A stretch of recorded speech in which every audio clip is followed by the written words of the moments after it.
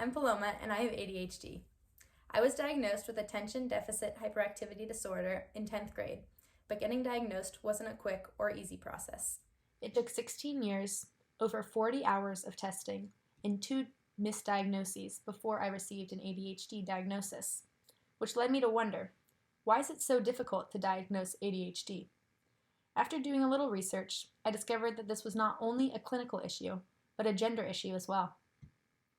Only 5.6% of women are diagnosed with ADHD, while the diagnosis rate in boys is a whopping 12.9%. ADHD is not proven to be a gender-specific disorder, which led me to my research question. Why are females so significantly underdiagnosed with ADHD, and how can public education assist in ameliorating this underdiagnosis? My research project had 2 components of data collection. Qualitative data gathered through an interview in order to examine the narrative of my delayed ADHD diagnosis, and quantitative data collected through an anonymous survey to measure the community's awareness of ADHD and openness to education about ADHD. The interview was conducted with my mom, where I examined the obstacles that resulted in my delayed ADHD diagnosis. Interview findings suggested 4 major themes that point to societal challenges in diagnosing girls with ADHD.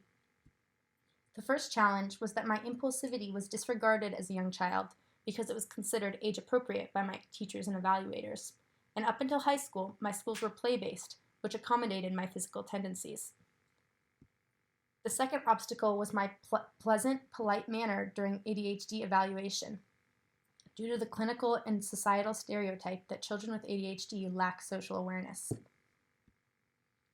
The third obstacle was that in order to receive an ADHD diagnosis, the patient must exhibit serious social, mental, or academic distress. So, due to current clinical diagnostic methods, I was forced to struggle academically and was diagnosed with clinical anxiety and depression prior to being diagnosed with ADHD. Anxiety and depression look very similar to untreated ADHD in girls, which leads to a very common initial misdiagnosis.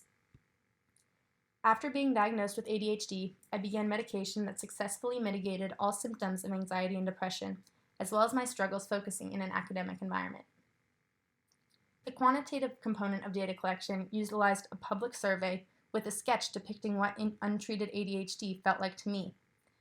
The sketch and the short educational caption were used to raise awareness about diverse symptom profiles of ADHD, the main factor leading to female underdiagnosis, and measure my community's reactions to education about ADHD symptoms in females. 21 viewers of the public artwork provided feedback about what they had learned from the sketch and caption via a Google form, and 13 respondents provided open text responses.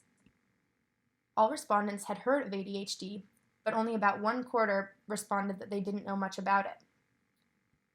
Almost half of respondents knew that ADHD can present similarly to anxiety and depression. I coded the short response feedback into 3 categories. 3 respondents, or 23%, reported that they had learned that ADHD can look similar to anxiety or depression. 8 respondents, or 62%, learned how ADHD can feel to someone who has it. And 3 respondents, or 23%, learned about gender bias in ADHD diagnosis. This project examined not only the why in the underdiagnosis of ADHD in females, but also the how. How can we, as students, parents, educators, and clinicians, help mitigate this underdiagnosis of ADHD in girls and women? This project aimed to listen to both sides of the story. Through the narrative component of research, I examined my own struggles in being diagnosed with ADHD as a female, as well as the mental and academic consequences I faced from my lack of treatment. And through the public survey, I listened to my surrounding community and learned what gaps we need to fill in educating the public about this social justice issue.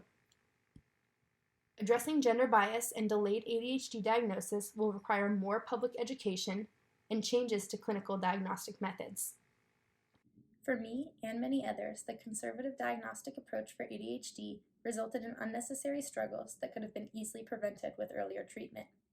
Changing the clinical landscape and continuing to study and share stories of diverse female experiences of ADHD will help mitigate opportunities for misdiagnoses, so clinicians, parents, and educators can provide necessary accommodations and treatment before children suffer from crises. Thank you.